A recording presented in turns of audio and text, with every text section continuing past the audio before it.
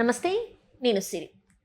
Super star Mahesh Babu గారు ఇంకా రాజమౌళి గారి కాంబినేషన్‌లో సినిమా వస్తున్న సంగతి అందరికీ తెలిసిందే. కాకపోతే ఇప్పుడు ఈ సినిమా గురించి మహేష్ బాబు గారు ఫ్యాన్స్ అయితే ఒక్కింత రాజమౌళి గారి మీద కోపంగా ఉన్నారని చెప్పేసి ఒక వార్త సోషల్ మీడియాలో మనకు కనిపిస్తుంది. ఎందుకు మరి రాజమౌళి గారి మీద మహేష్ బాబు గారి ఫ్యాన్స్ కోపంగా ఉన్నారు? ఏంటి అనే అంశాన్ని మనకు వివరించడానికి మనతో పాటు ఉన్నారు ప్రముఖ సీనియర్ జర్నలిస్ట్ యజ్ఞమూర్తి గారు.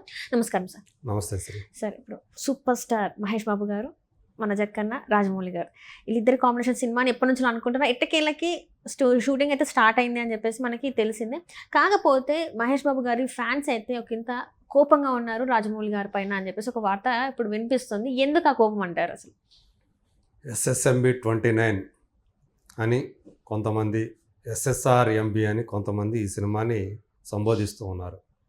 అంటే మహేష్ బాబు హీరోగా చేస్తున్నటువంటి 29వ సినిమా కాబట్టి SSMB 29. మరి SSRMB అని ఎందుకు అంటున్నారంటే రాజమౌళి సినిమాలు హీరోతో చెప్పరు, ఆయన సినిమాలని చెప్తారు. ఎవరు అవతల హీరో ఎవరైనా సరే. SSR అంటే SS రాజమౌళి, MB అంటే మహేష్ బాబు. అలా దాన్ని ఇద్దరు పేర్లు కలిపి అలా పిలుస్తున్నవాడు కొంతమంది ఉన్నారు. కానీ ఎక్కువగా ప్రాచుర్యంలో ఉంది మాత్రం SSMB 29 అనేదే ఉంది. అంటే మహేష్ బాబు స్టార్డమ్ ఆ స్టేజ్లో ఉందని. ఎందుకంటే ఆయన పాత సినిమాల రిలీజ్ ఎప్పుడైనప్పటికీ కూడా అవి బ్రహ్మాండంగా ఆడుతున్నాయి.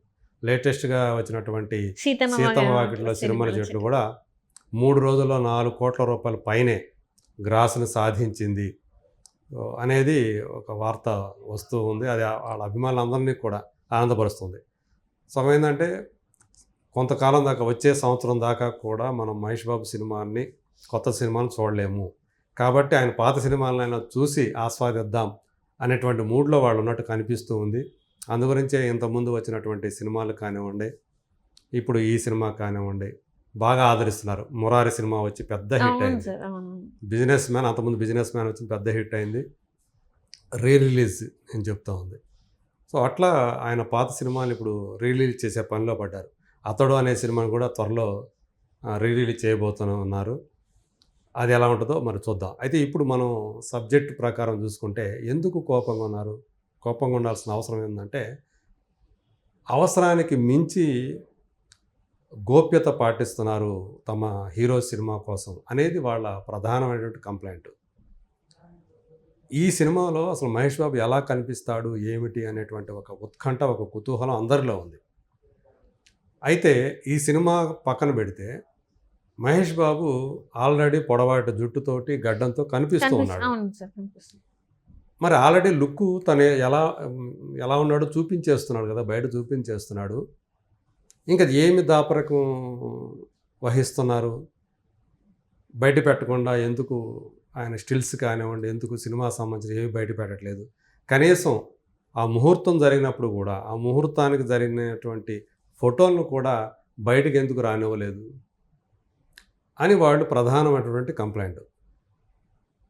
రీసెంట్గా ఈ సినిమాకు సంబంధించినటువంటి వీడియోలు 2 బయటకు వచ్చాయి. 3 రోజుల క్రితం ఒకటి వచ్చింది, లేటెస్ట్గా ఒకటి వచ్చింది. ఈ వీడియోల్లో ఇప్పుడు సోషల్ మీడియాలో బాగా వైరల్ అవుతున్నటువంటి ఏవైతే ఉన్నాయో వాటిలో చూస్తే ఇప్పుడు మనకి మహేష్ బాబు బయట ఎలా కనిపిస్తున్నాడో అలాగే కనిపిస్తున్నాడు.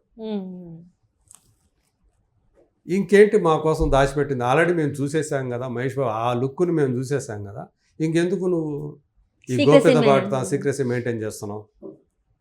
ప్రస్తుతం ఈ సినిమాకు సంబంధించినటువంటి షూటింగు ఒడిశాలో జరుగుతూ ఉంది.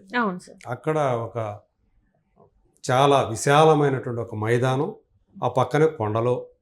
సో అక్కడ సెట్లు వేసి వాళ్ళకి కావాల్సిన సెట్స్ వేశారు. అలాగే ఓపెన్ ప్లేసుల్లో కూడా షూటింగ్ చేస్తున్నారు. ఆ షూటింగ్లో మలయాళ స్టార్ యాక్టర్ అయినటువంటి పృథ్వీరాజ్ సుకుమారన్ కూడా వచ్చేసాడు. ఇప్పుడు మహేష్, పృథ్వీరాజు కలిసి చేసినటువంటి సీన్ ఒకటి ఇప్పుడు బయటకు వచ్చి చక్కర్లు కొడుతూ వచ్చింది. ఇది చూసి అందరూ కూడా స్టన్ అయిపోయారు. అంటే ఇంత సీక్రెసీ మెయింటైన్ చేస్తున్నటువంటి, అందరి సెల్ ఫోన్ కూడా లోపలికి తీసుకెళ్లకుండా తనతో సహా ఎవరి సెల్ ఫోన్ కూడా అనుమతించడు. మరి ఎట్లా ఇవి అన్నీ కూడా లీక్ అవుతున్నాయి? నువ్వు ఏ ఉద్దేశంతో నువ్వు చేస్తున్నావో, ఆ సీక్రెసీ మెయింటైన్ చేస్తున్నావో దాని ఉపయోగం లేకుండా పోతుంది కదా. ఇక్కడ రాజమౌళితో పాటు వాళ్ళ అబ్బాయి కార్తికేయన్ కూడా తప్పుపడుతున్నారు. అయ్యో ఓకే. కార్తికేయ కూడా దీని వెనక ఉన్నాడు, ఈ సీక్రెసీ పాటించడం వెనక అసలు ఏవి కూడా బయటకు రాకుండా చూడాలి అని చెప్పి అతను కూడా తండ్రితో పాటు అతను కూడా చాలా గోప్యత పాటిస్తున్నాడు అనేది వాళ్ళ యొక్క ఫిర్యాదు, మహేష్ ఫ్యాన్స్ యొక్క ఫిర్యాదు. సో ఇప్పుడు ఆయన పెద్ద తలనొప్పి అయిపోయింది. ఒక పక్క తను ఏదైతే ఏ ఉద్దేశంతో అయితే ఈ సీక్రెసీ మెయింటైన్ చేస్తున్నాడో అవన్నీ కూడా స్పాయిల్ అయిపోతున్నాయి ఈ లీకేజీల వల్ల.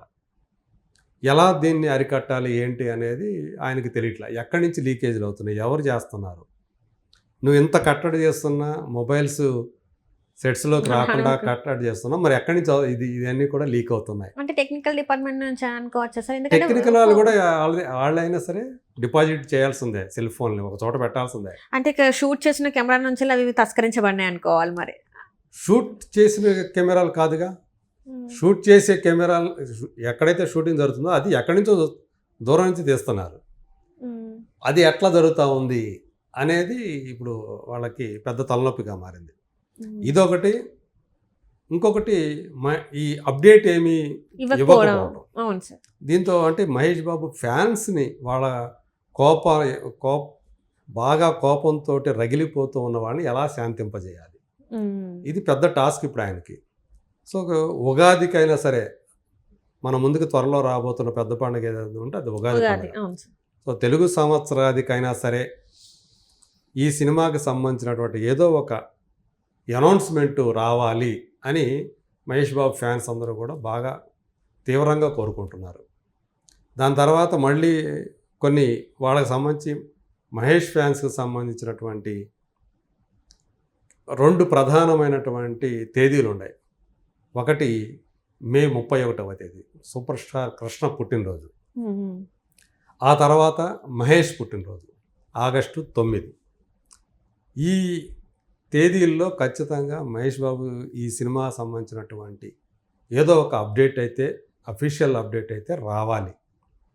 అలాగే ఎడతిరిగి లుక్స్ ఇప్పుడు ఏ అయితే లీక్లు అవుతున్నాయో అటు చూస్తే సేమ్ బయట మహేష్ బాబు ఎలా కనిపిస్తున్నాడో అలాగే ఉంది. కాబట్టి ఇప్పుడు ఇంకేం చూపిస్తాడు, రేపు ఫస్ట్ లుక్కో ఏదో ఒకటి బయటికి రావాలి అంటే కొత్తగా ఏదైనా కనిపించాలి కదా. మరి ఏం చూపిస్తాడు, ఇంత సీక్రెసీ మెయింటైన్ చేస్తూ మళ్ళీ చూస్తేనేమో మాకు ఆల్రెడీ మహేష్ బాబు బయట ఏదైతే కనిపిస్తున్నాడు, ఎలా కనిపిస్తున్నాడో అలాగే ఉన్నాడు, వేరే రూపంలో ఏమి కనిపించట్లేదు కదా అనేది వాళ్ళ ఫిర్యాదు.